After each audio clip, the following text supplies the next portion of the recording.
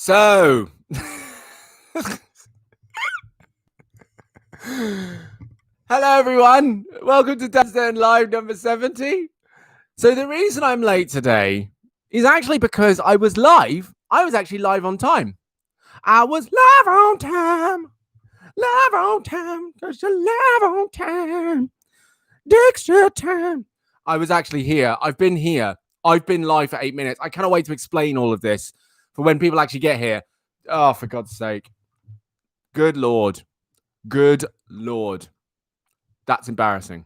So embarrassing. I'm just going to quickly check, actually, because now I'm a little bit nervous about what happened here. I don't believe it. I don't believe it. There, see, immediately. I cannot believe I've let this happen. I cannot believe it.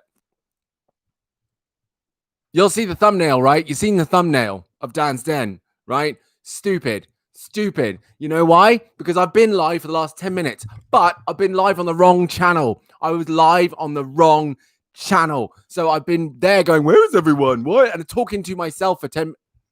Dexter's licking my heels. We won't. What? Are you tickling my feet? What's going on, buddy? What's happening? Yes, I have been live for 10 minutes, but I was live. Yes, I know, Ethan. I know it's 12:09.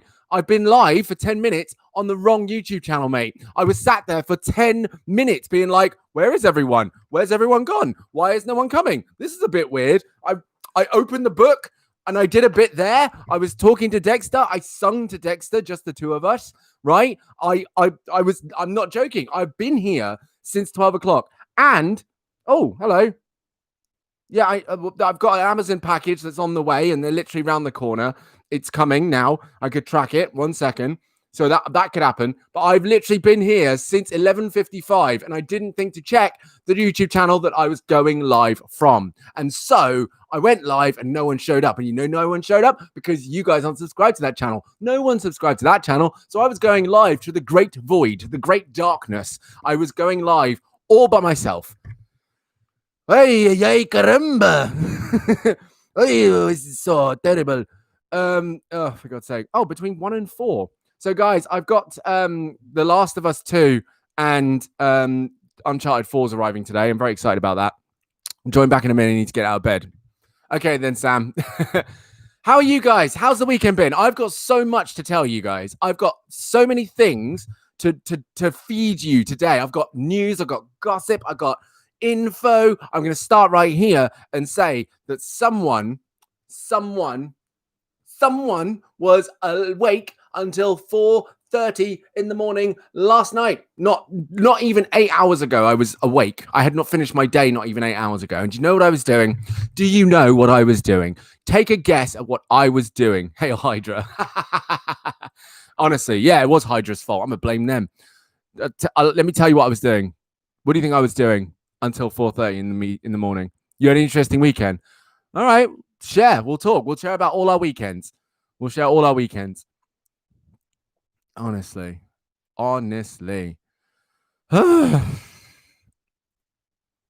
College stuff, no. No, that would be responsible. That would be the responsible thing to do. That would be the you know, and also, no. No, wasn't that.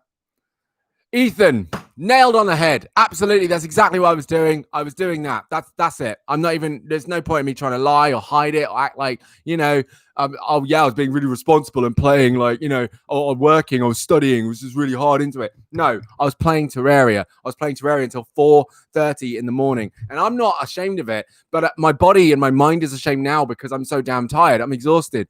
Honestly, like I'm kaput, people, kaput. So, oh, for God's sake. Oh, where's everyone gone? Why are you all gone? You left. What happened? Are you still here? Are you guys still here? Because my numbers went down. Also, I think because I logged into a different account, I want to make sure I'm actually still. Am I still here, guys? Oh, God. It's happened again. Please don't say it's happened again. Are you there? Oh, okay, good. Sorry, my numbers went down to 1 because I logged into my other channel to see if I'd actually uploaded the live video of me talking to myself for 10 minutes, and I didn't. So I just wanted to make sure it was clear. Yeah, till 4:30. But I'll tell you what, Sam will know about this. So when Sam comes back, I'll tell you guys. But yeah, lots has happened at the weekend. Maybe, yeah. Ethan, are you still there? Ethan's still here. And amateur times, mate. Amateur times, you know, it's not hardcore enough at all. Not hardcore enough. No, I'd say I drank water, just stayed up, chilled. But I'll tell you, yeah, the view count's messed up. I'll tell you why I was up that late. And again, when Sam gets back, I'll fill you in.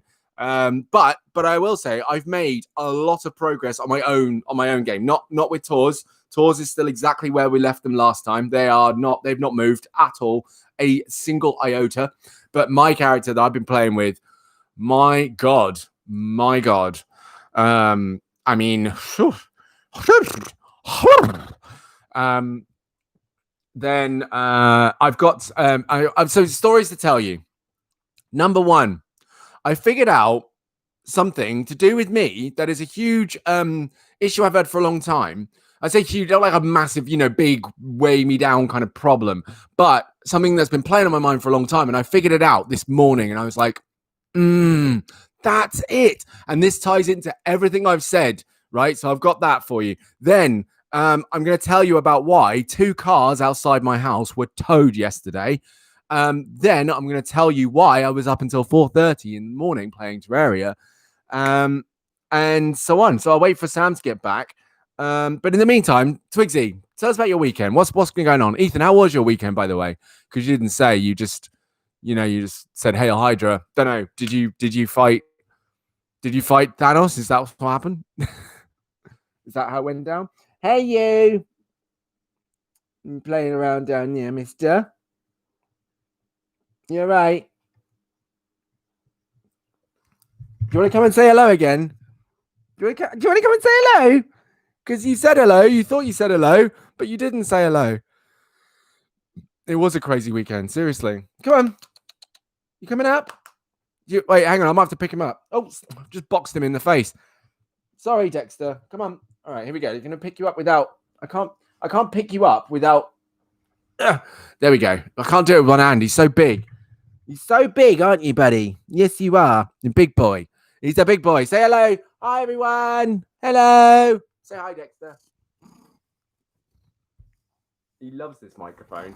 Look at his paw. He's like pulling my hand into him.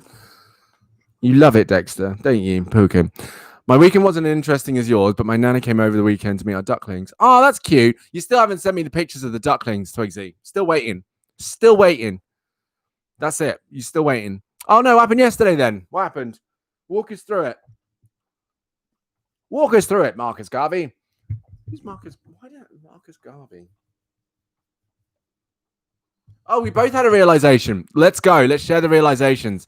Go on, Twigsy. Go for it. Share the realization. There we go. I've got an email because I subscribed to my own channel. I now have an email saying I'm going live. So now I know when it's all working and up. That took ages. Hang on. How long have I been live for? 8 minutes, and I just get an email saying I go live. That's not good enough. Your mum hasn't sent you, okay. You got your bike fix. Guys, this is amazing. Amazing. You got your bike fixed. Fantastic news, Ethan. Excellent. Have you been out on it already? Have you gone back out and sorted it out? That's great news, dude. Fantastic stuff. Good. Sam, how was your weekend? It's okay. You need to get the pictures for your mum. Fine. Why don't you just do it now? Just remind him now. There's no greater time than the present. Sam, you left after I shared, but basically I've been up since 4:30 in the morning playing Terraria, so I've got some feedback for you. I've got some news. Absolutely amazing, guys. Okay, all of us, we've all had very eventful weekends. We all need to share. This is it. Ethan looking to get it.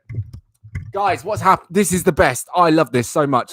The growth. Everyone is living their best life. Although Twigsy, you're about to share about what happened yesterday. Bring it to us. Come share, offload what happened yesterday, and then join us in the reveling of growth. Come be with us. That's great news, Ethan, man. That's awesome. Like, brilliant. Sam, I can't wait to hear the details. That's amazing. I don't want a job, but I want a motorbike, so I need a job. The thing is, this is so cliche, right, Ethan? This is such an eye-rolling, no one wants a job, right? No one wants a job. People want a life, a career, right? And even in that sense, some people might argue, career is not the right thing. People want to be able to spend their time enjoying the thing they do to get paid, right? That's it. No one wants a job, because a job is like, mow the lawn, or, can you vacuum the house? It's chores. Jobs are like chores. So no one wants a job. And I agree with you completely, man. And that's that you're welcome to the beginning of, what could be, hopefully not the rest of your life, right? It just doesn't have to be the rest of your life, but for some reason, this is the beginning of the rest of their life, where you don't want a job, but you want something, so you have to get a job to get it. But what you can do is because I did exactly the same thing. I got a job because I wanted to buy stuff and I wanted to save up. And actually, I remember the first thing I saved up for the leather jacket, but I hated my job, but I got the leather jacket. Once I got the leather jacket, I was like, well, I've got it now. So guess I don't need the job anymore. But I enjoyed saving, and I enjoyed, having the money. So I found another job that I was like, actually, let me find something I'll be good at. Let me find something I'll actually enjoy a little bit. And that's how I got into restaurants and waitering. And I really enjoyed that when I started. So literally, get your job, get your bike, do it, and then, mate, take the next step. Find something, because from this first job, you can start to understand more about what you enjoy, what you're good at, what you'd rather be doing. Trust me, like, get into that. Because believe you me, the journey of finding the greatest job for you is a fun journey. It can be frustrating at times, but it's a fun journey. Much more fun than being in a job and believing that's going to be it for the rest of your life. And I'll tell that to all of you right now, okay? Because I did not. If I'd have just stuck with, I just need to have a job to pay the bills, I would still be working in an office somewhere. I guaranteed. I would not have traveled the world. I would not have done talks in front of like thousands of people. Wouldn't have been a science presenter and shooting, elephants' toothpaste out of tubes and set my hand on fire, going on cruises. I would have done none of that. I would have done none of it if I'd have just been like, a job is just something to pay my bills. You got to enjoy it, man. And that's a journey. That is an absolute journey. Go on that journey. Find it. Make sure you're getting paid along the way. As long as you're getting paid, you're good, right? That's it. And trust me, it's worth it. But for now, get the job, get the bike. That's all you got to worry about, my dude. Get the job, get the bike. This is the beginning. This is the beginning of the end of you having a job just to pay for stuff. Okay? This is the first step. Go get him, my man. Go get him. Go get him. You became an adult. Amazing. Right, Twigsy. Here we go. I'm not binary, even though I know it's okay, but I very often find myself talking to myself about it like I'm trying to convince myself, trying to convince someone else it's normal and okay. No adults know what they're doing, so you're fine. Yeah, that's true. No one knows what they're doing, man. No one really knows what they're doing out here, fully. So I wouldn't worry about that. Becoming an adult is very arbitrary. It's very like, bleh. It's not really, I would say, we make such a big deal out of it, right? We make this big kind of thing out of, where's the first part? I missed the first part. No, there was no, I'm not seeing the first part. I didn't see the first part. Sorry, I can't see it. It never came through. So I figured so, but yeah, no, there's only the second part. I figured so because I was like, okay, there's a hyphen at the beginning of that, but nothing else came through, so I'm just going to read that. So yeah, you're going to have to resend. Yeah, please send them again. Thank you. Becoming an adult is very arbitrary. People think that you become an adult and suddenly you have to start doing this and this and that and that and blah, blah, blah. BS. Total BS. Let me tell you that right now. And it took me a long time to realize that it was BS. People come into their 20s being like, I'm an adult now. I'm responsible. And blah, blah, blah, blah, blah. But no one, like, people will give you, if you took the full list of all the things that is expected of an adult, it's overwhelming as hell. And I'm even going to challenge you now. I'll tell you this, like,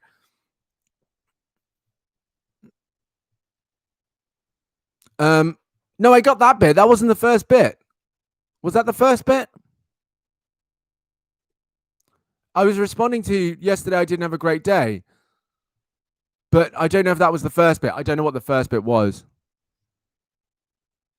Was that the first bit? My weekend wasn't as interesting as yours, but Nana came over on the weekend and met her ducklings. So it was fun. And then yesterday I didn't have a great day. Is that the first bit of what you were saying? Because I wasn't. I don't know. What was the first bit? You're gonna have to tell me what the first bit was. No, that's not it. Okay, right. Yeah, I'm still not seeing the first bit of what you said.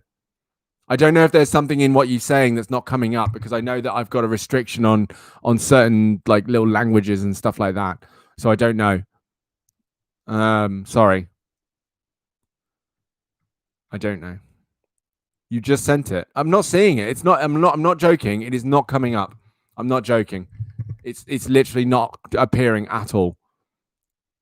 Hang on. Let me just finish what I was saying to Ethan, because yeah, this is otherwise, flow and stuff. So look, if you took all the list of things that people expect of parents, like I know this sounds a bit harsh, but genuinely, like I know that college seems hard and school seems hard, but the expectations of what makes an adult is astronomical. It's stupid. It's so stupid. Like, you're supposed to be able to, like, from where you are now, you're supposed to supposedly be able to, save up to buy a house, save up to finance a car, have a really well-paid, steady job, which again is ridiculous even on its own. The idea is you could be shacked up with someone, like cuffed up, have a partner, and then there's this whole thing of then you have credit cards, and you make sure that all your bills are paid on time, and then of course you got to make sure that you've got direction and focus in where you're heading, like you've got a plan for yourself, and oh, there it is, there we go, thank you, it's come up now. And there's all that. That's all the stuff you're supposed to do. Then there's this idea that you're meant to be like, know it all, and then you've got to be like emotionally mature, which again, as we all understand, adults are not. They are not emotionally mature, as we're seeing right now during the coronavirus and quarantine. Like, then there's this expectation that, yeah, we've got to know it all. We've got to be like super responsible, and we've got to have it all together, and we've got to know what we want. And it's just ridiculous. It's ridiculous. Becoming an adult is basically like, you might as well say I'm becoming a goldfish, because it's just like, what does it even mean? What does that mean? What do you mean becoming a goldfish? What do you mean? Becoming an adult, people go, oh yeah, sure. But yeah, this is why I think for me, people think I'm younger than I am. Maybe because of the way I look, but also because of the way I behave. Because like, to me, becoming an adult is never something that I ever relate to. I'm just like, by the sounds of things, I don't want to become an adult. It sounds boring and stressful as hell. To me, what becoming adult means is basically being subdued to not having dreams, not having fun, not enjoying yourself, just constantly being restricted to having to be responsible and emotionally mature and all this stuff. And I'm just like, bleh, bleh. I mean, be emotionally mature, but I hope you get what I mean. So, Ethan, like, I'm only saying this because you've begun this journey of like getting a job so you can save up for something. But I want you to hold on to this element of what you're experiencing now. Yeah, exactly. Who wants to be all mature and grayscale? Precisely. Let's have fun every now and then. What you're about to experience now, and this is important for all of you to recognize, is that your first job is a first step into your own sense of freedom. It doesn't feel like it, because basically you are restricted based on your experience and your background of work and stuff like that, which is totally fair. But the thing is, this is where you get to start making decisions for yourself and how you want to move through the world. And they're limited right now, but this is the first time, because what you're able to do is, if you really wanted to, this could be the first time you get a job to save up to get your own place, right? This could be the first time you save up to get your own bike so that you have your own freedom to go somewhere. But then you could ask yourself, right, I've got the bike, or I've got my own place. Now that this has happened, I spend most of my time at work. What if I were to find a base that was better than this, that actually the training was better, or the people are better, or the environment's better, or I feel better? Let me find somewhere that's better. Not the best, just better. Let's see what can happen next, and then next. And there's no timeline. We don't have to have it done by 25 or 30. I'm still on my way, right? As old as I am. So just keep going with it. Enjoy the process of things getting better and better and better. And you'll come across challenges. You'll come across, these problems that everyone faces in life. But at the same time, what you have is at least this one thing that you have that's yours, which is your journey of going, when shit hits the fan, at least I can say that shit is hitting the fan while I'm on my way to what I want. Because really what you don't want is for shit to hit the fan when you're not even going in the direction you want to go in. That's horrible. It's horrible. And it is a challenge just getting a job. You're absolutely right, Ethan. You're absolutely right. But you know what? This will be one of the first, call this one of the first of life's challenges for you, right? This is the first challenge to overcome. And this is just this is something that I had to experience before I started working at the college. You know, with everything that I've done, all my experience and stuff, it is just a case of applying, and knowing that people aren't telling you down because you don't have the experience, or you're not good enough for the job. It might be sometimes that they already have someone in mind. It might be that actually it wasn't the right time for them to put their post open. It might be the fact that there was someone who applied who just happened to be better fit, or they were friends with someone who worked there. But that doesn't mean that you give up. That does not mean you give up. It means you just keep going until eventually it is your time, because it will be your time. And you will not know that it's your time until it becomes your time. So you've just got to keep going. You've just got to keep going. Keep at it, for sure. And like I said, like this isn't like something that I'm, out here going, oh yeah, because I get a job every day. No, I don't. I really don't. Finding the job at Activate Learning took time. It took time, man. And I applied to a lot of places, and I did a lot of bit work in between as well. So just stick to it, dude. Stick to it. Think of the bike. Think of the bike. And actually, the other thing that I'd recognize, so I tell you now, before I worked at Activate Learning, there was a company I applied for, which I, thought would have been a really great opportunity for me. And it looked really cool and stuff. And I was like, oh, great. Yeah, cool. And I started working there, and I quit. I'm not joking. I quit after the second day. It was horrific. Third day, gone. I quit after the second day, did one more day and left. Just left. I was like, this is the worst thing that I've ever experienced. It was horrible. And actually, my reputation, if I'd stayed there longer, I would have kissed goodbye to my working in colleges, without question, working with young people, because I was in a position where actually my own my own qualification to work with young people, or certificate, sorry, to work with young people, was being put at risk, and it could have been taken away from me. Not because of anything I specifically did, but because of the environment that I was put in. And I was like, I cannot stay here. I need to leave, because this is a reputation. This is going to kill me if I continue staying there. So literally, like, mate, just keep at it. You want to go to Sainsbury's and do the pick and pack thing, but the guy I need to go see is never in. But again, so you know who they are, right? You know who they are. You know that they need to come in. Get in there. Ask around. When are they going to be here? When are they going to be here? When are they going to be here?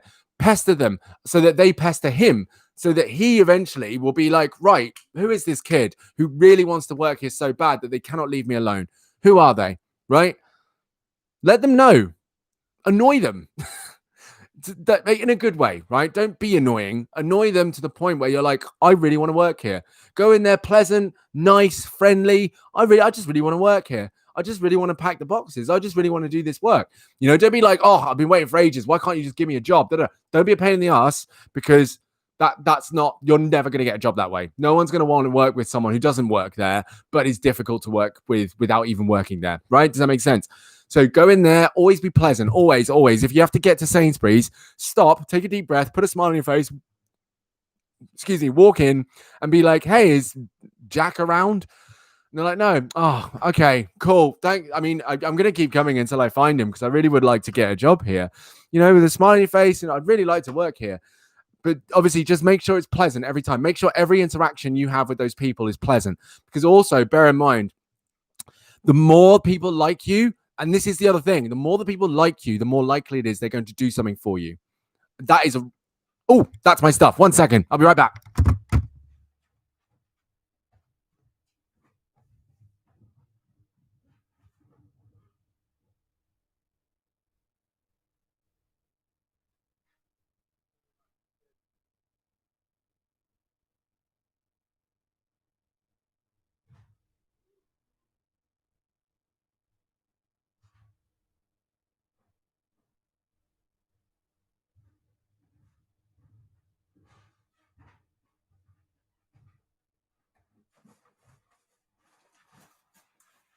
Okay, those aren't my games, but whatever.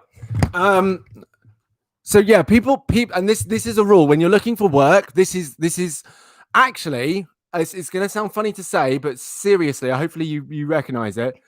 Hang on.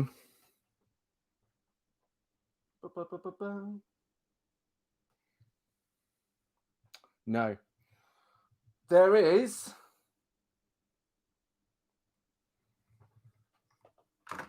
There is a very big rule. I don't know whether this surprises you guys or not.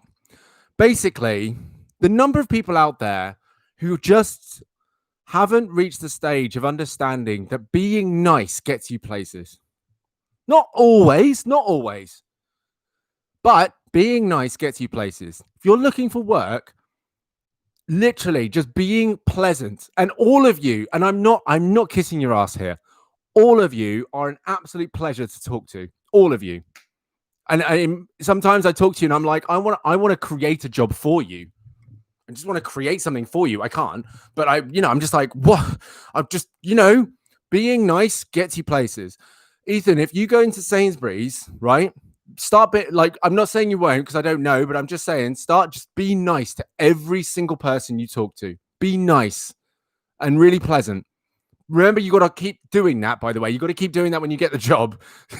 It's like a relationship. You don't want to be nice to someone, then start going out with them and turn into an absolute bastard. That's horrible. That is horrible. Genuinely horrible. So don't do it at work either. But trust me, being nice to people, if I worked anywhere and someone came in and they were lovely and really pleasant, I would literally go straight to my manager or anyone and go, I want to work with them. I want to work with them.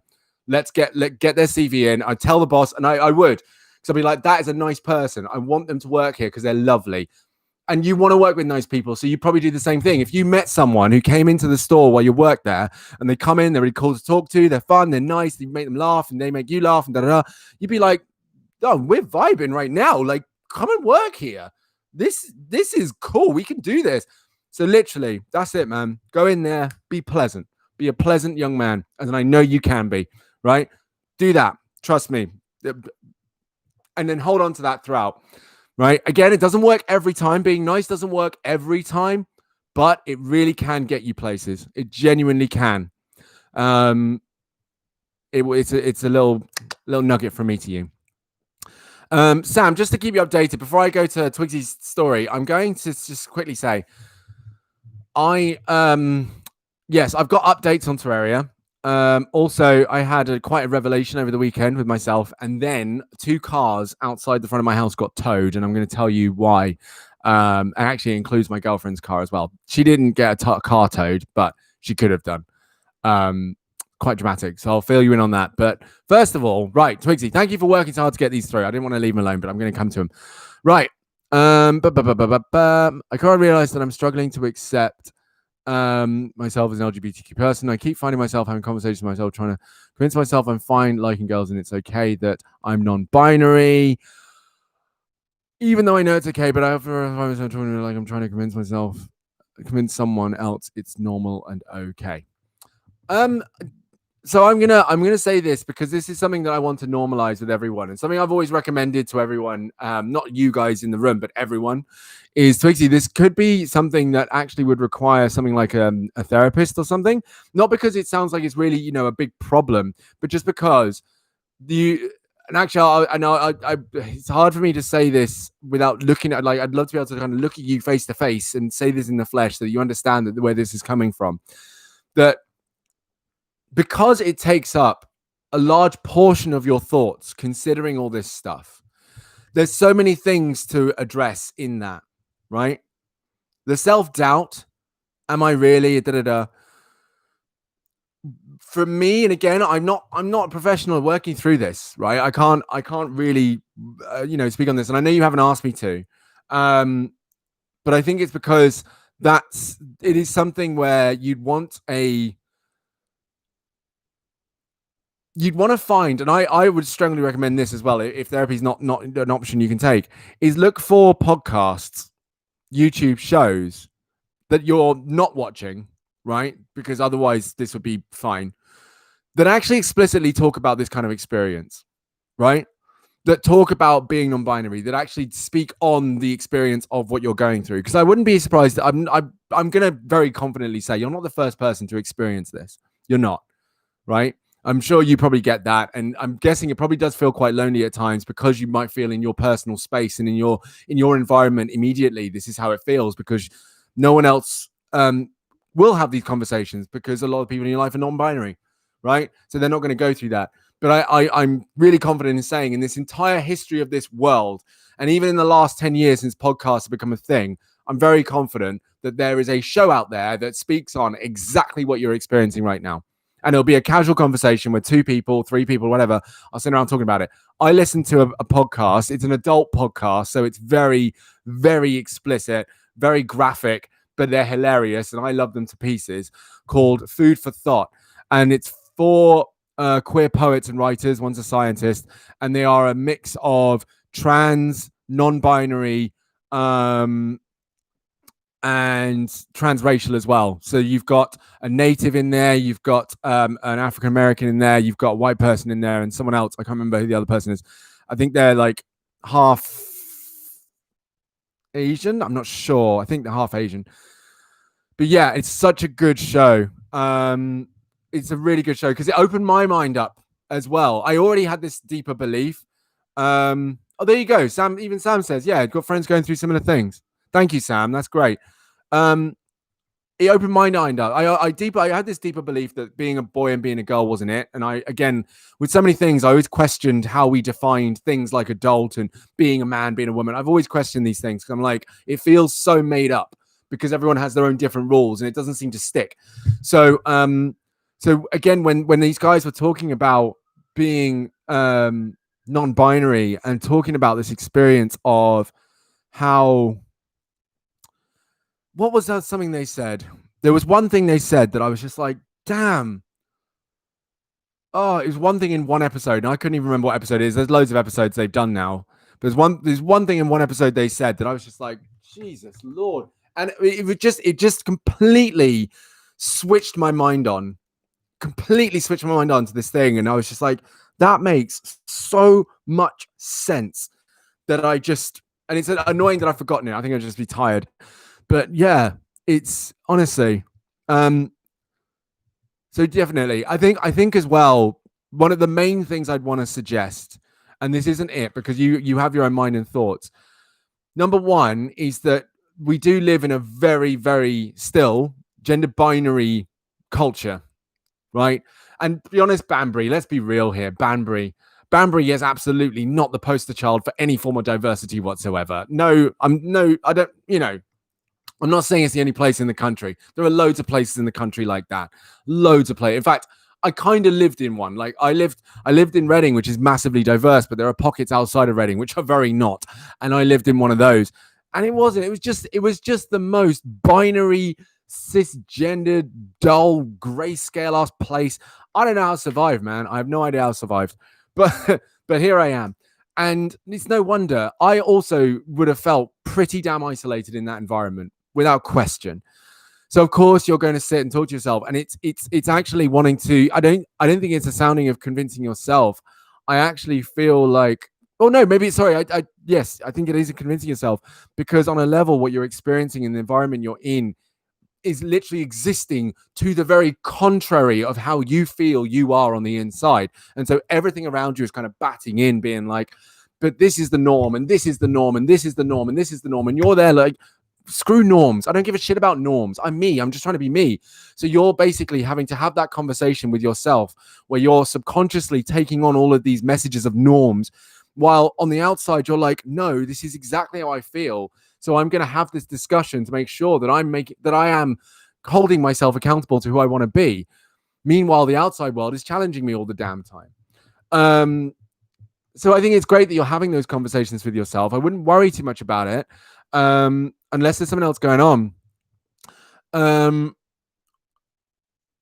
Yeah, no, exactly. So I think it's just like Sam said as well. You know, there are no rules for who you want to be at all. And of course, yeah, just be happy with yourself. Sam, that's lovely. Easier said than done. Simple, but not easy. Really not easy, but it's absolutely, yeah, it's a constant reminder. We've got to be happy with it. And it's not like we've got to be happy with it in that what we are has got to be fine. And, you know, we don't realize, I think this is the thing, when we say we've got to be happy with ourselves. Ethan, are you still there? When we say we've got to be happy with ourselves, I think people misunderstand that what they think. I think what some people think when they hear that is be happy with yourself, as in just, you know, be the person that makes you happy. But then if we're not checking, we're actually projecting a lot of stuff onto ourselves where we judge ourselves going, oh, but you're not this, so you can't be happy, or you're not that, so you can't be happy, so you can't be happy with yourself. When actually what that statement is a very clear state of, as you are right now, in this moment, in this very moment right now, you have the ability to at least consider the realities of your identity and sit in that and enjoy it. Yes, there are challenges, but actually those challenges are outside of you. They're outside the door. They're outside the window. They're outside your bedroom door. They are not here. They are not here. They're not here. Those challenges are not, they don't live in here. They live out there. In here is nothing but care, love, self-gratitude. You want to look after yourself. You love yourself in here. So in here, you're happy with who you are. But where it becomes a problem is out there. So when people say just be happy with yourself, what they're saying is feel here and know that in here, you're constantly on that journey of doing what's right for you, doing what makes you happy, in spite of everyone and everything else. This is what's important. Be happy from in here. And you'll only know when it's coming from out there when you're able to identify the language of out there. When you identify the language of out there, then you know that it's not coming from you. It's coming from somewhere else. But the language that comes from here is the language that shows love and compassion and care for you. So that's where it's always got to be clear. That's what we're talking about. So you keep talking about by being real myself, because this time how I feel is not caused by external stuff. It's all about how I feel internally. Again, so yeah, this is what I'm saying though. So it's about recognizing that what can happen, remember, you can internalize messages. So you got to start questioning those internal thoughts as well. Did those internal thoughts actually come from you, or is that language that's come from outside of you, right? Because again, we can tell ourselves, oh, I beat myself up all the time. I always tell myself I'm stupid. But actually, we learn that we're stupid, right? We learn that. How do we learn that? Because someone tests us in some way, be it on paper, in class, and and we get it wrong. So then we internalize that getting it wrong as a failure. When actually on the inside, if we were able to recognize that failure was not intrinsic to us and it was part of a learning process, we would never internalize that failure. We'd never take that language on and go, I'm stupid, I'm dumb, I can't do it. Do you know what I mean? We wouldn't do that. So yeah, you've got to, and that's an art. That's an art. It's a practice. But honestly, you got to get there and find that place of, I'm not saying this to myself, in so much as I did not create the words I'm saying to myself that are hurting me. What created that was something I experienced that then I internalized and turned into my own words.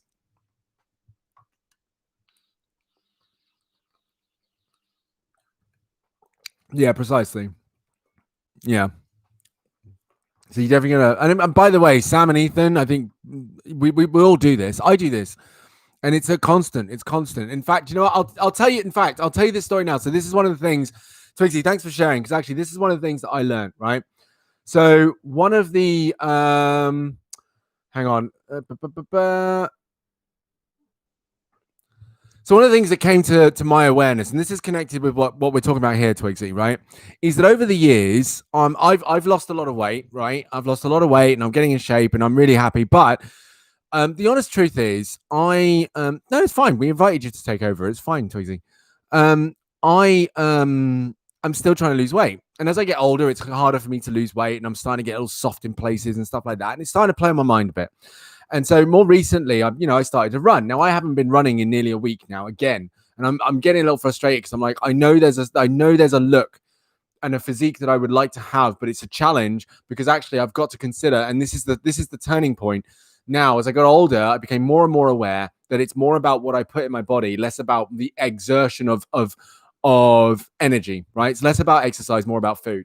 But the problem with that is I had built up this habit of constantly eating lots of food and finishing food. And I said this before to you guys, I think, I really, really, really have a difficult time with wasting food. I have a really difficult time with it.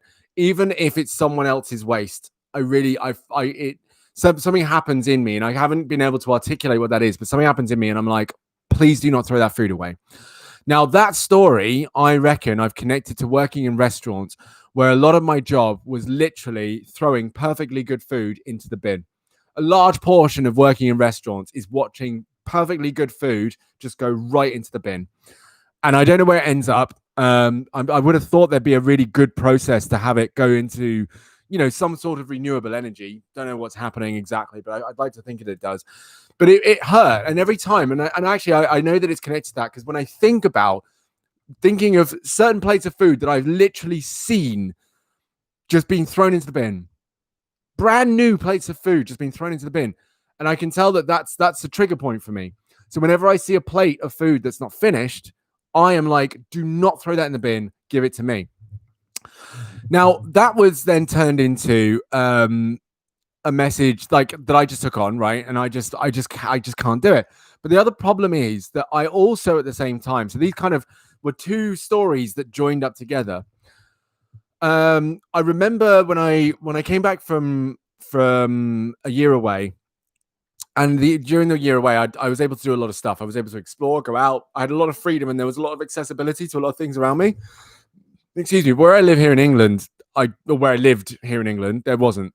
So actually, I came back and I was bored out of my mind. I was not locked away, but in my room, couldn't really go anywhere, nothing to do, and I was bored. So I just started eating. And I ate and ate and ate, and I ate so much food in a small space of time. So much food. Yeah. And I put on a hell of a lot of weight.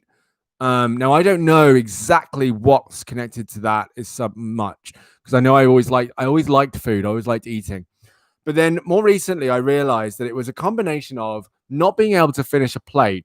Not being able to leave a plate unfinished, and also wanting to eat more than I needed to eat. And these two things coupled together, where I actually asked my family this morning, I was like, does anyone else have this experience where they really hate not finishing a plate of food and eating too much of it?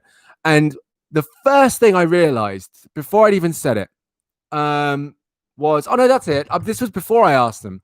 I went on, I started Googling stuff online, like people, having difficulty with not finishing plates of food. And I was just looking around. I wasn't going to like eating disorders and stuff like that, because I was like, that is not what this is at all. Absolutely not. I don't have like a crippling problem with this. So I'm not, this is not that. But I just started looking in forums, and someone said something and it just landed so heavily with me. I honestly, I feel like it's actually completely switched my head up massively. And I'm going to keep working with this and say this to myself all the time. So it said, someone had actually had exactly the same problem. No surprise, as people do. And they were talking about how they could not leave a plate unfinished, right? They could not leave food on a plate. And they were wondering why it was, like why they had so much trouble with it. Bear in mind, actually, I'll even say, and I'll say this openly, it sounds gross, but I'll say this openly. I've eaten food like a week's past its sell-by date. If it looks edible and it doesn't smell, I'm eating it. I don't care, because I don't want it to go in the bin. And if it's gone off, it's 2 days off, 3 days off, I've actually taken the moldy bits off of food to eat it. That's the kind of degree to the problem. That's why I was like, this is not okay. Like I'm picking off the bad parts so I can still eat it, because I'm that afraid of it going in the bin, right? And this is, I'm sharing quite a lot here. I'm just realized I'm tired. Just let me go. So being really, really open here. But yeah, like so I was doing that. And then someone else online was saying exactly the same thing. Exactly the same thing. And I was like, damn, like I knew I wasn't the only one. That's why I Googled it, because I knew someone was facing the challenge I was facing. Let me see what people say. Yeah, am I okay? Do you know what I mean? But no, but this is the thing. I think this is the problem. And I know that it started a while back, because the way that I've treated food is, it's clear that I just have a real problem with food wastage. I haven't dug into why that is. And I know that I mentioned the restaurant stuff, but I need to pick up whether or not I had this problem before I started working in restaurants, which I don't think I did. But genuinely, I've had moments with food where I've been like, you really need to look at this. This is not like okay. But then someone basically said in the thread, if there is food that is supposed to go in the bin for whatever reason, and you decide that actually you're going to eat it because you don't want it to go in the bin, you have decided that your body is a garbage bin. And that is how you're treating your body, as a trash can. And I was just like, oh God. Oh Lord. Oh. And it really landed, because what was really interesting, well, exactly, yeah. What was really interesting was when I asked my family after that, they were like, I didn't tell them about this thing, but they literally said, it's funny, Dan, because we all know that you call yourself the human Grundon. Whenever we go to other people's houses, whenever you go to, and I realized this, everything just suddenly went bing. And I was like, Jesus Christ. I was saying it. I was actually saying it to people. This is all very important, and poignant to point out. I was literally saying to people as a joke, I'm a human dustbin. I will eat all of your leftovers, right? I was saying it as a joke and but I actually would do it. So literally, it became my personality to treat my body as an actual garbage bin. Don't put it in the bin. I will eat it. And then my family even said, interestingly, if I'm not there when they're eating and there's stuff left over, it would also become like a folklore, they said, where they'd be like, oh, if Daniel was here, he would eat it. So it literally became a characteristic for me to eat trash food. It was a personality thing. And I was speaking on it. And I didn't even think. I did not even think. I thought it was funny. I thought it was, ha ha ha.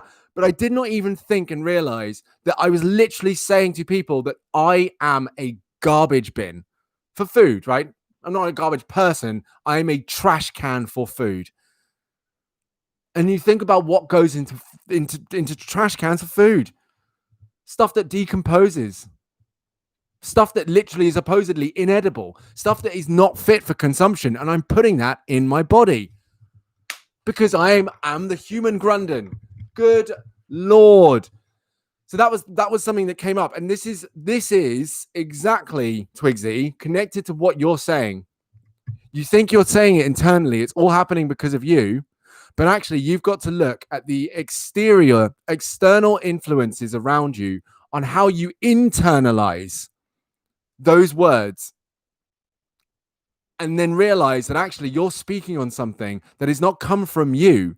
It's been designed by something you've experienced, and you've internalized it, much like I did, to an absolute fault.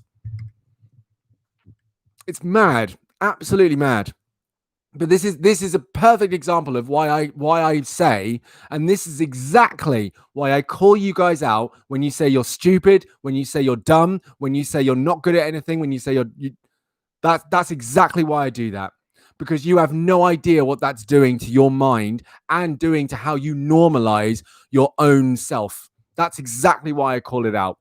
Because I literally did it. I did it myself. It's incredible. It's mental, absolutely mental. So yeah, watch how you talk about yourself. And also when you do talk to yourself, make sure you're checking where that message has really come from. Because yeah, you could be doing yourself a massive disservice. Life lesson, a real one. Not that the others aren't real, but I mean, this actually happened this morning. I came to this realization. I was like, holy crap. Wow. The blind spot is real. I didn't even think about it. I'm out there wondering why I have this problem where I just need to get rid of those last few pounds or kilos or whatever. And I'm out there calling myself a human Grundon and picking the mold off food, for Christ's sake. Hello. It's mental, honestly. So yeah, I feel like I have overshared, but actually I think I needed to really share the details so that you guys really felt like, A, I genuinely am not bullshitting you on this, and B, this is also the full depth of the impact it could go to when you do talk shit about yourself, even as a joke. It was a joke. Man, it's mental.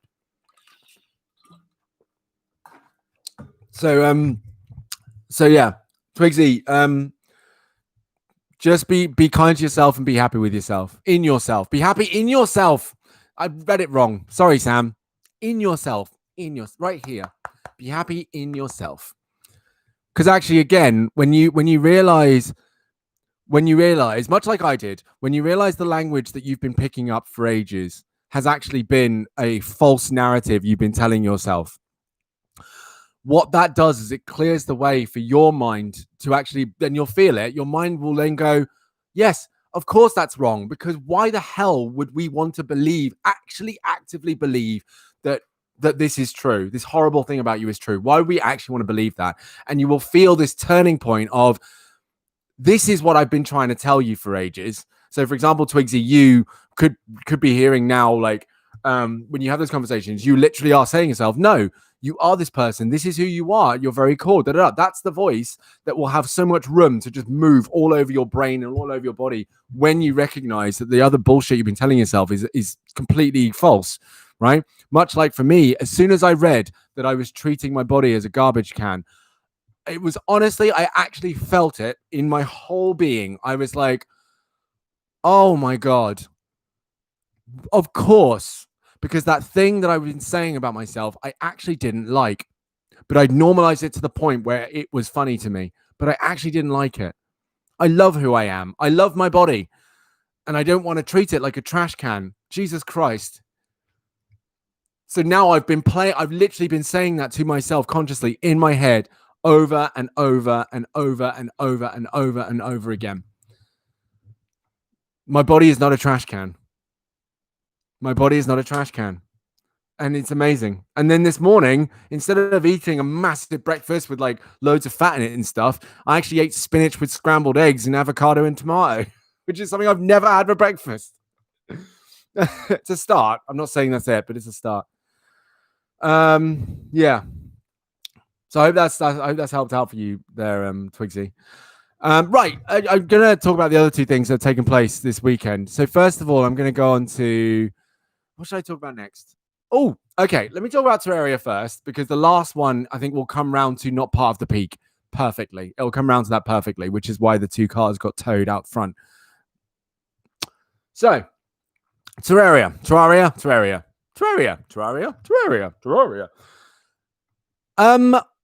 Sam, Twigsy, Ethan, when next time, by the way, Ethan, tomorrow and Thursday after the live, I go live on the PlayStation. Okay, yeah, no, keep it in mind. Keep an eye out for that.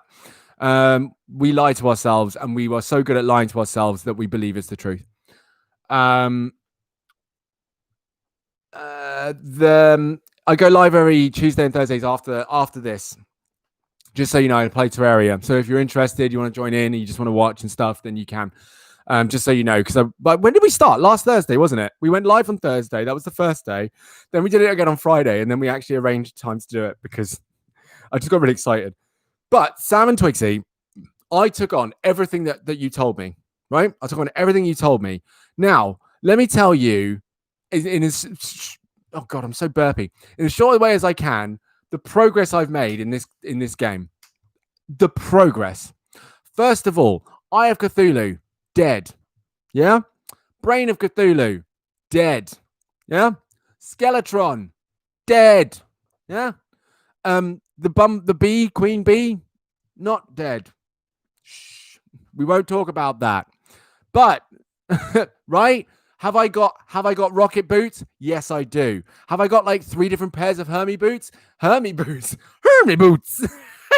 Hey, my boots are squirky. Can you hear my boots? Have I got 3 pairs of Hermes boots? Yes, I do. Do I have double jump potions? Yes, I do. Do I have an ice blade? Yes, I do. Do I have meteorite armor? Yes, I do. Do I have 3 sets of meteorite armor? Yes, I do. Do I have the meteorite blasty gun? Yes, I do. Do I have the ham axe? Yes, I do. Tors, what's good, man? What's good? Ice blade. Yeah. Do I have an ice blade? Yes, I do. Do I have I finally got one of those bloody slush thingies, but I wish I'd recorded it. It took me ages to find it. I just managed to get the thing that does the slush powder and the silt.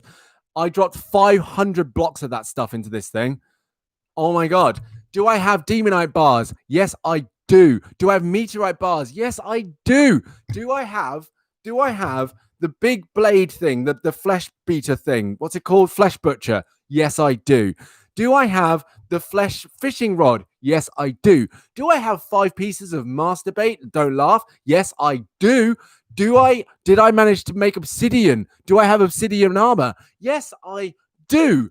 Do I have I managed to go fishing? Yes, I did. Did I get a gold crate? Yes, I did. Did I manage to get a swordfish? Yes, I did. Did I manage to get one of those, like, what is it called? It's like an axe fish thing. Yes, I did. Did I make an obsidian head? Yes, I did. Did I go and mine on some meteorite? Yes, I did. Did I? Like, oh, it's not even close to complete, man. I'm in pre-hard mode. So I'm aware that there's a lot of stuff I need to go and do. Reaver shark. Did I get a reaver shark? Yes, I did.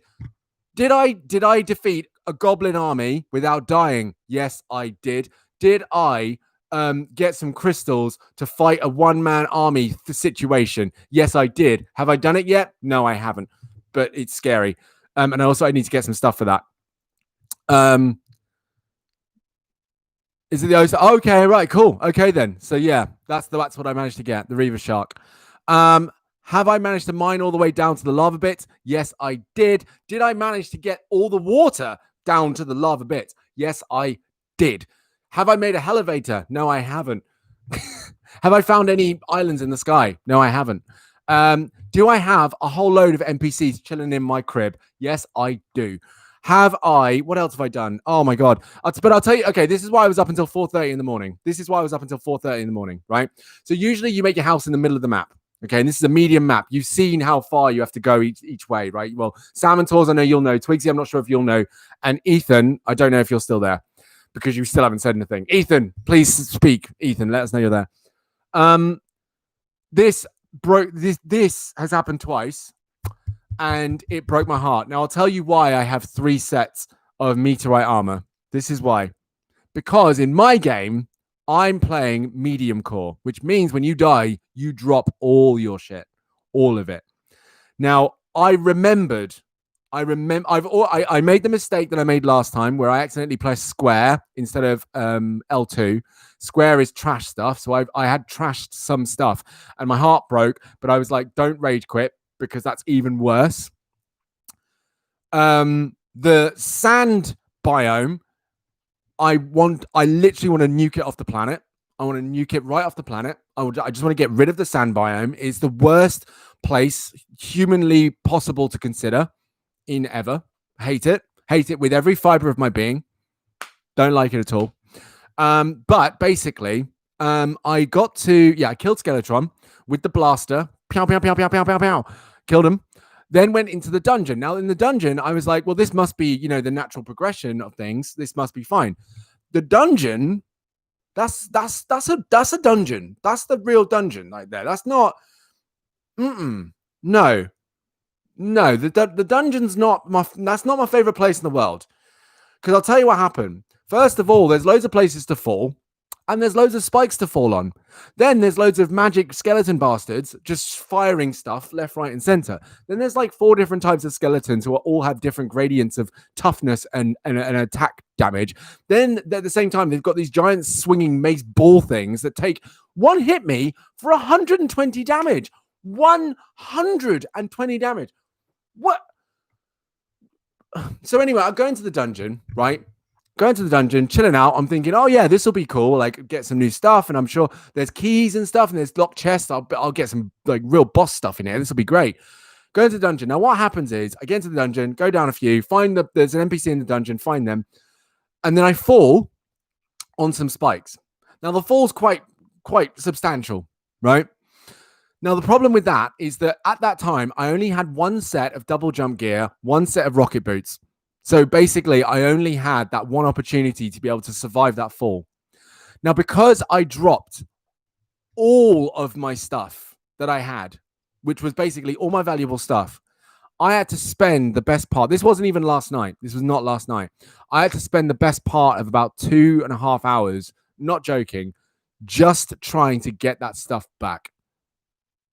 Because, of course, when you die, you drop all your stuff and you get teleported back to your base, which means then you have your sweet F all equipment to try and survive the journey just to get to the dungeon, through the sand biome, through those bloody dust bunny pieces of crap tumbling things, to then get to the dungeon, to then survive the drop just into the dungeon, to then worm your way through the dungeon, through the spinning balls, through the wizard skeletons, through all the other skeletons with your minimal crap, to then land on the... I died on the spikes. So to get my stuff back, I would have to have survived the drop, land on the spikes, collect the stuff, move my stuff around, and then fast travel back home. 2.5 hours of just trying to get that stuff back because I had no other choice. I was not starting that game again. After all the progress I'd made. So yesterday, it happened again. Except I didn't go to the dungeon. I didn't. I was like, screw the dungeon. I'm not doing it. I'm not doing the dungeon anymore. I hate this. So I went the other way. I went left, effectively, or east. West. I went west, which is actually for you, that's that way, but for me, it's that way. Yeah. Whatever. So I went west, and did this all happen yesterday? This might have been all happened yesterday. I don't know. But anyway, I went left because I was like, oh, okay, let me go to the jungle. I'll go to the jungle, right? Because in the jungle, there's just the bee. And the bees are fine. I can manage the bees. Totally fine. Now, in there, what I did get was the little thing that means you're immune to poison. I was like, boss tings, let's go. So I put that on, and I thought it was pretty cool. Except the jungle slimes with the little spiky things that fire things at you? No. The wasps or bees that fly around and fire things at you? No. The bees that just fly around and hurt you? No. No to all of that. No. Also, the challenge is... the challenge is, of course, that stuff can just come out. When you're mining the honey blocks, stuff can come out and hurt you. So I'm like, why am I dying right now? What's going on? The jungle's hard because there's a lot of camouflage. So I would be walking around and suddenly I just go... and I'd be like, what was that? What is trying to kill me? I can't see anything. The jungle's dangerous, man. It's dangerous. So I get to the jungle, mine down, right? The queen bee kills me. I'm like, all right, fair play. Wasn't really prepared for that. That's fine. I come back, try and find another one of the beehives. Instead, I come across, right, a temple. I come across a temple where you can't mine through the wall. I'm like, oh, what's this? Maybe this is where the queen bee's at. Maybe this is like the queen bee base.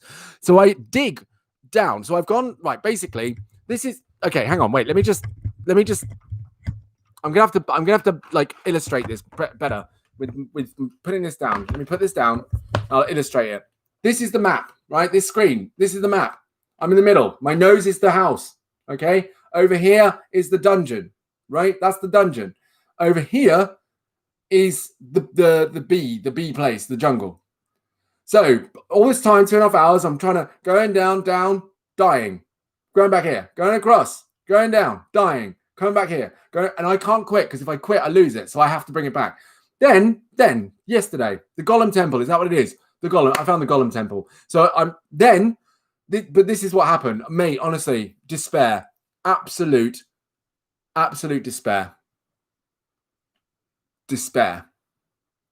So I last night was going to the jungle, two sand biomes, two sand biomes, two of them, not like one which has a stupid valley in it. So I had to build the platform across, but I built the platform too low. Yeah. Then another one with a meteor in it. So bear in mind, if I don't have the meteor armor, which I had to build afterwards, I can't get across. I die because everything's burning me. So that's the second one.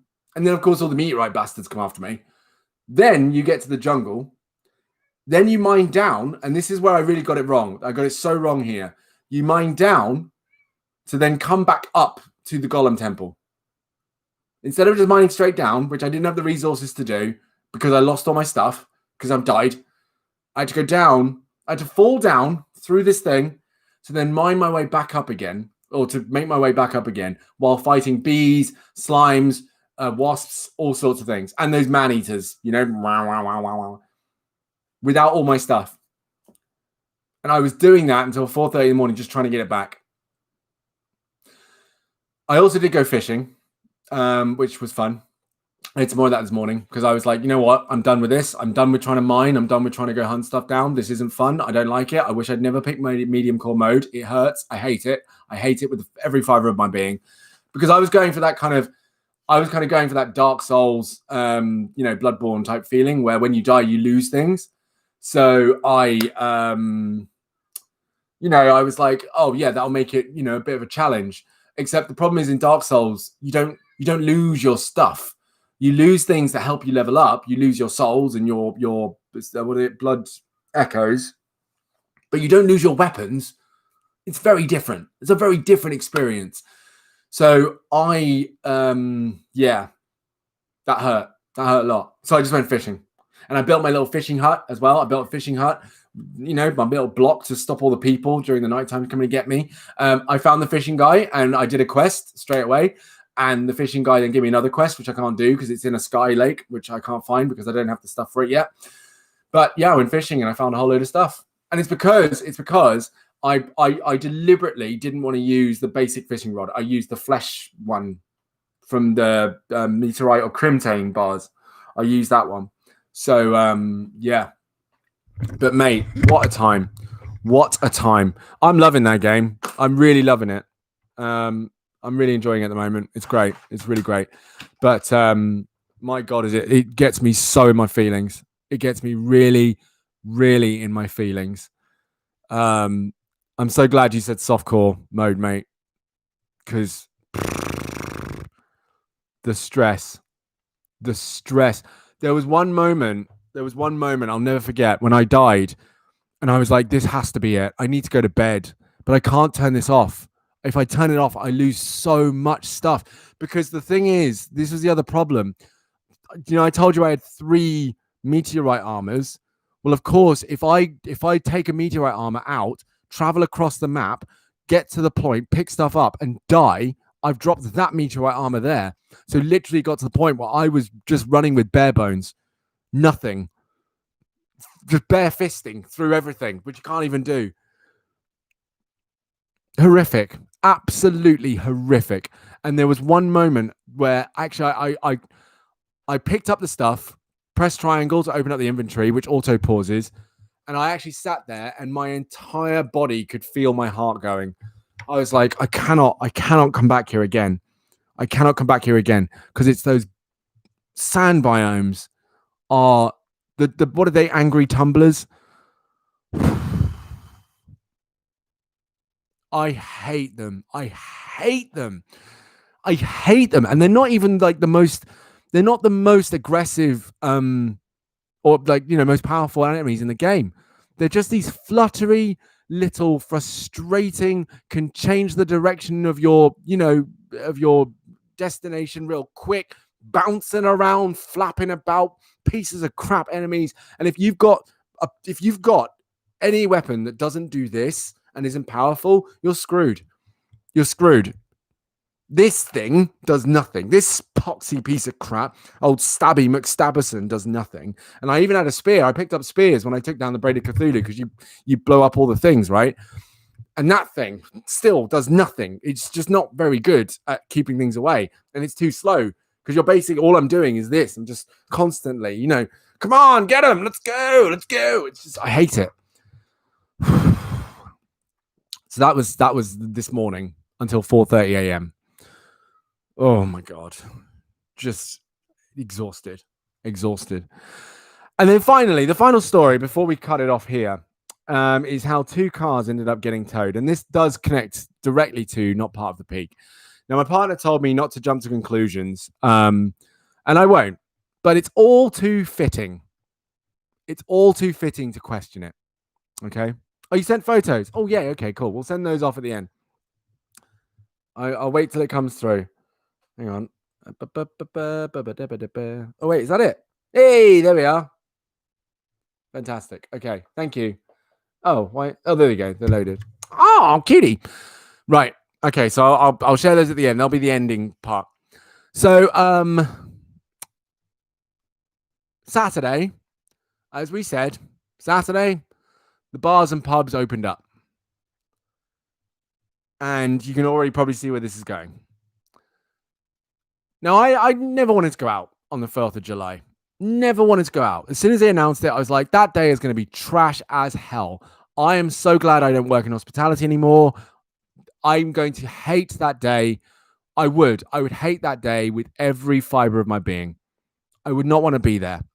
If you go to a restaurant where the patrons of said restaurant are not wearing a mask and are not social distancing, but the waiters, the employees are the ones who have to wear a mask and a face guard and gloves and everything like that, that tells us that we are not ready. We are not ready for this at all. We're not. It frustrates the hell out of me. But anyway, people apparently have to go and drink because, they can't just drink at home or not drink at all. So, and the thing is, I only have sympathy for people specifically who live alone, who literally haven't had a chance to actually go and see anyone in the last 4 months. But I don't think that number matches the number of people who actually went out. It's infuriating. And this is literally it. People said we're going to have a second wave, and this is why. Yeah, they are pretending it doesn't exist. Not where I'm at. When I go shopping and stuff, people are generally pretty good. I've seen a lot of people over in Bristol wearing masks and being responsible, namely in stores and stuff like that. But just honestly, people literally just with their whole chest being like, "Oh, no one's gonna stop me drinking." Anyway, that's a whole different thing. We talked about that. So I go to bed with my partner, and we go to bed a bit late, maybe like midnight or something. That's late for us. And we're in bed. And then 2 a.m., almost on the dot, an absolutely astronomical bang that scares the living crap out of me and my partner. The living shit. Because I've actually never heard that noise in real life before. Never heard it before in my life. So I have no idea what it sounds like. But it literally sounded to me the way that a minor bomb or a grenade in a movie, when that goes off. That's what it sounded like. And it scared the crap out of me. And I was like, what the hell is that? And I heard a car outside, and I went to my window.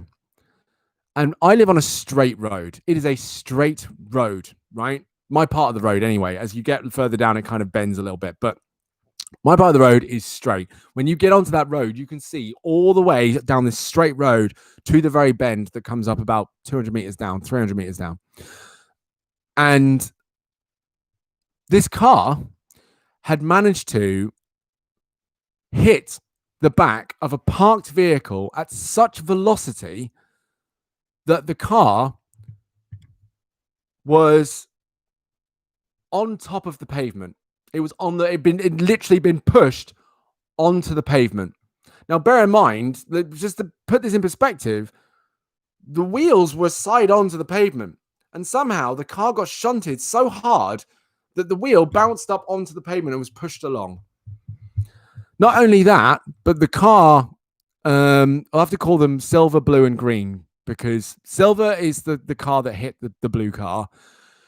The blue car, the body of the blue car was hit so badly that it was actually pushed. The body was pushed off the wheels. So the wheel was kind of basically exposed because the whole body was pushed off of it. And it also smashed into the car in front to the point where the back end of the green car was completely concave. It was completely pushed in. The blue car was written off. They had to have it towed. It was completely written off.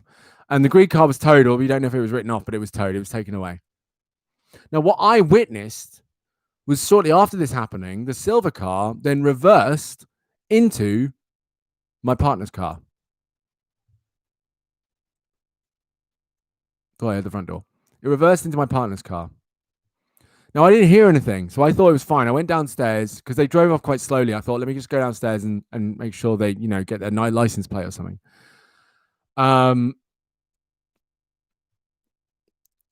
And it turns out in the morning that the car had actually grazed my partner's car and left a couple of dents and a scratch. But we consider ourselves lucky in that because she still has a car. If she didn't have a car, she would have a job, but it would be tough. It would be very, very tough.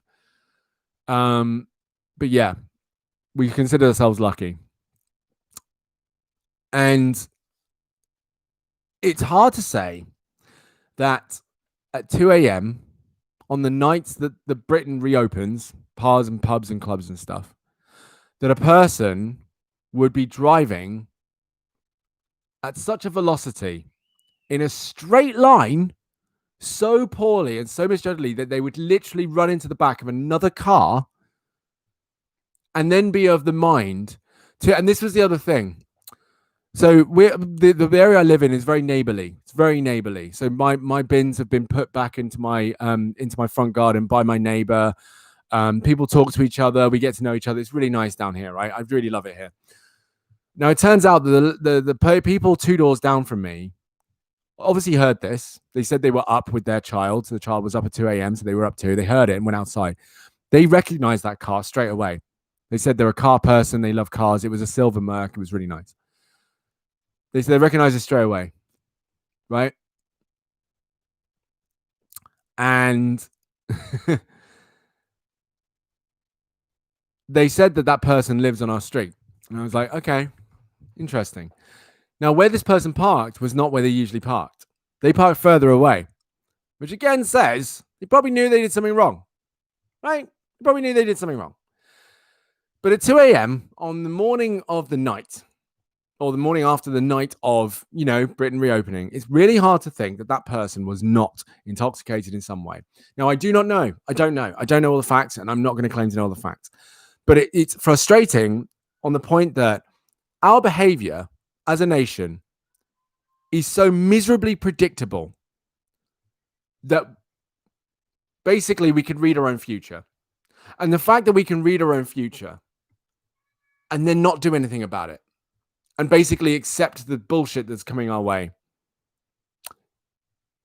is beyond infuriating.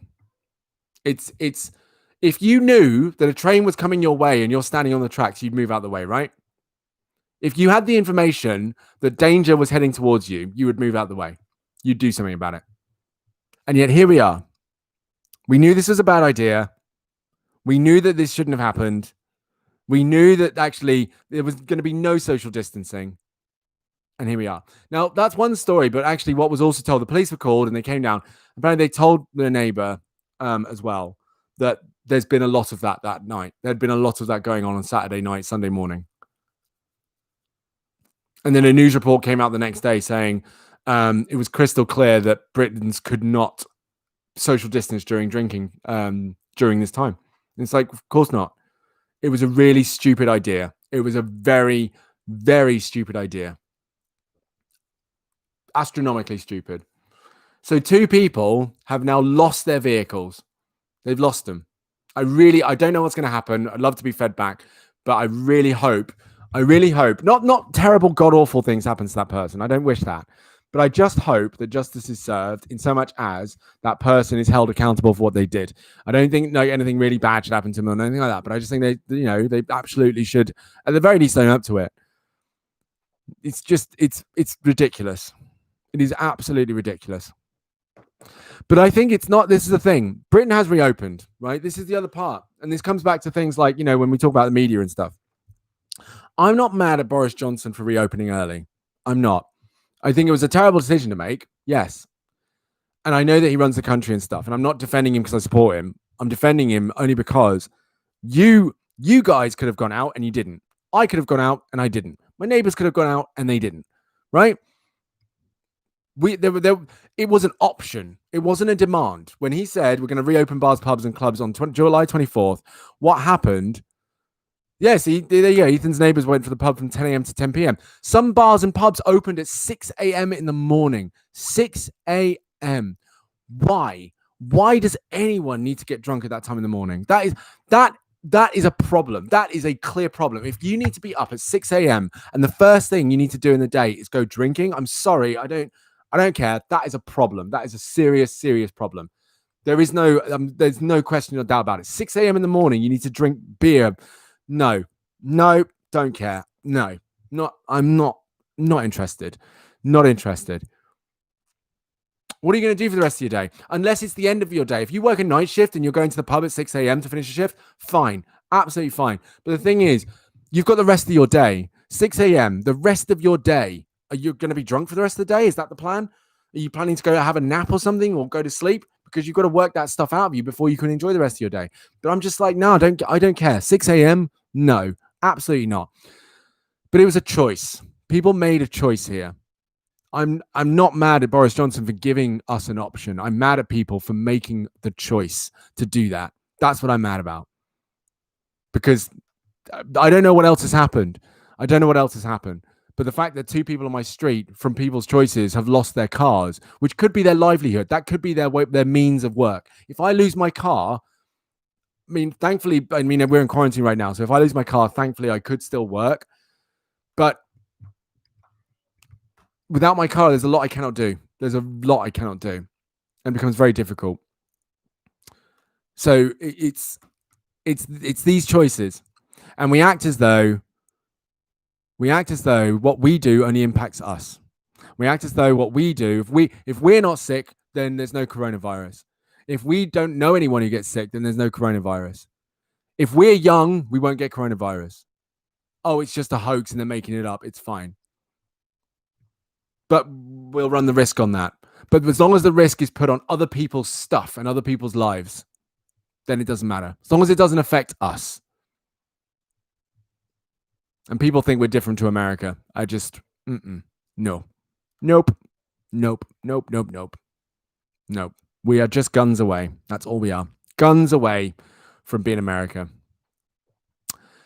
So I wanted to end there on that story because, of course, this is exactly why we say, and I'm not going to finish yet. I'm going to put the hashtag in because I am absolutely going to show these ducks because they are adorable.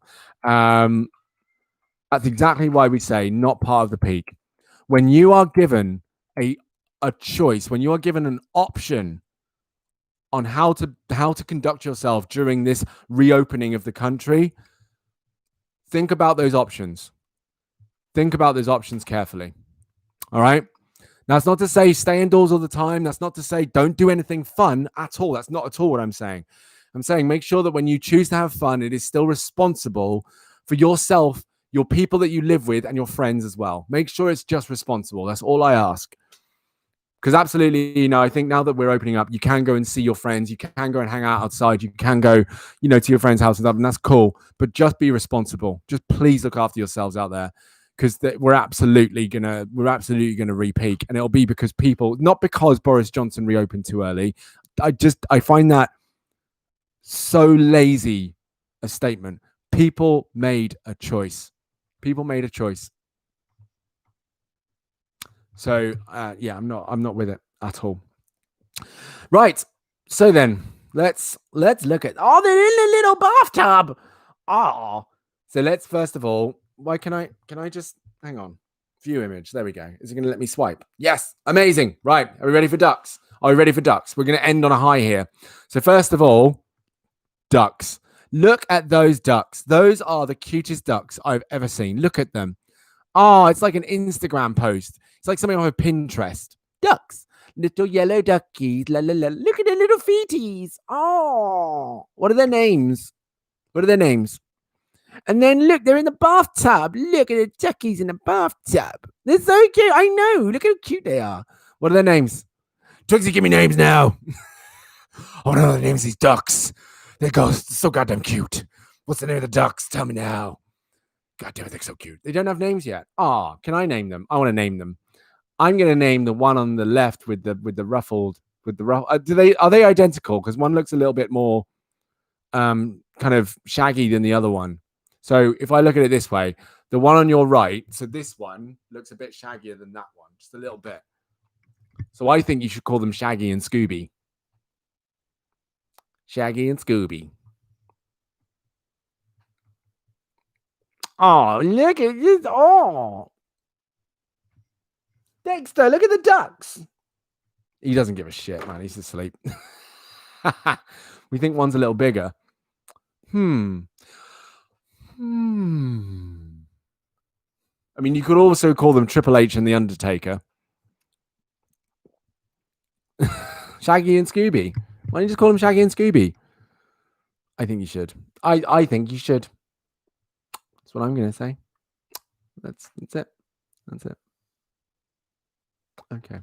Just checking up on the old updates there. They're girls. So what? Shaggy and Scooby. Look, Shaggy and Scooby can be girls' names. They can be normalized. Hello.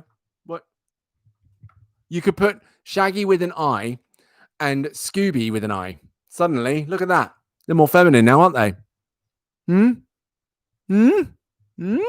Problem solved. Shaggy and Scooby. Done. My job is done here. We're done. Close it up. Shut them up, boys. Fuck them, Dano. I don't know why I like saying that. It's so much fun. But yeah, done. Sorted. Shaggy, Scooby. Right. I don't think my mum would want to call them Shaggy. But you spelled them wrong. No, you spelled them wrong, Twigsy. That's no. Sam, help me out here, please.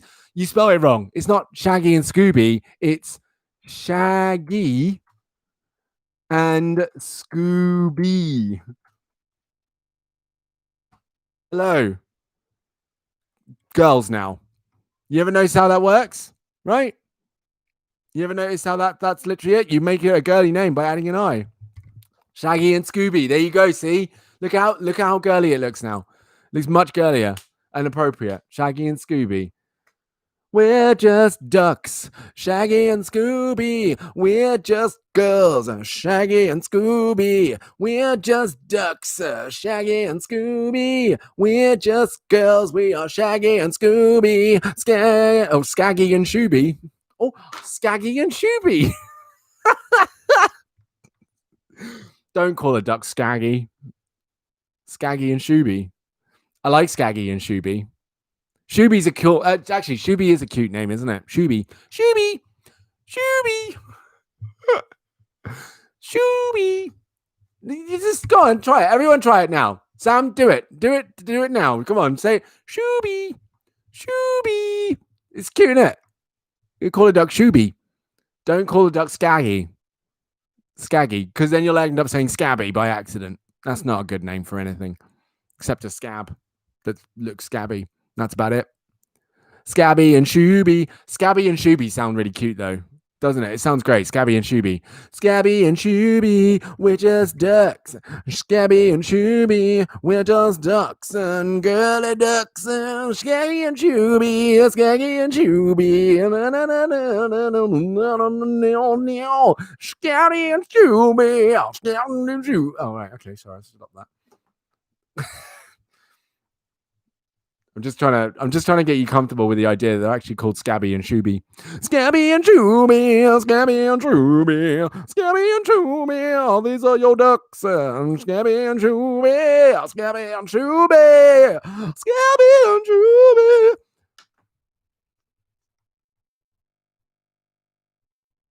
I think you should just leave it. I think that's what yeah. Cool. All right, it's done. Fantastic. That will conclude this episode of Dan Live. With myself, Twigsy, Sam, Ethan, who's not here, I don't think anymore. I think Ethan is here. He was here. Has he come back? Have you come back, Ethan? Have you returned? I want to name something like Daisy and Louise. They're not cows. They're ducks. Scabby and Shooby. Sort it out. Good Lord. Ugh. Daisy and Louise. Scabby and Shooby. You never left. Wait, Tors is still here. What, man? This view counter is messing with me, man. I didn't know you guys are all still here. Good Lord. So then, in fact, it's goodbye from me, Twigsy, Sam, Ethan, Tors, and Scabby and Shooby. We're all busting out of here now. Remember, Rosie and Jemima. All right. All right, actually, no, there's a good name for ducks.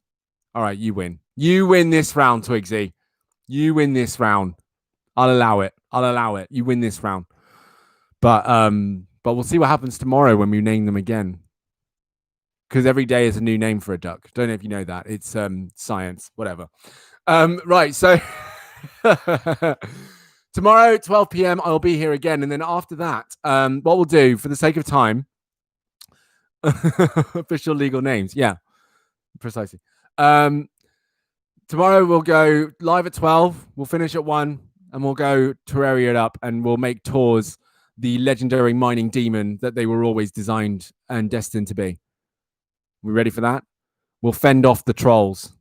And we will not be accepting any free goods or suggesting that we're going to give any free things away to anyone. We will not be duping or cheating. We will be banning the trolls and being good and kind to people who otherwise want to be part of this beautiful community we made. Everyone, have a magnificent day. I wish I could keep this going until the end, but anyway. Dan making up rules. Yeah, exactly. I'll make up all the damn rules. Right, goodbye, everyone. I will see you all tomorrow. Much love. Have a wonderful day. Ta-ta for now.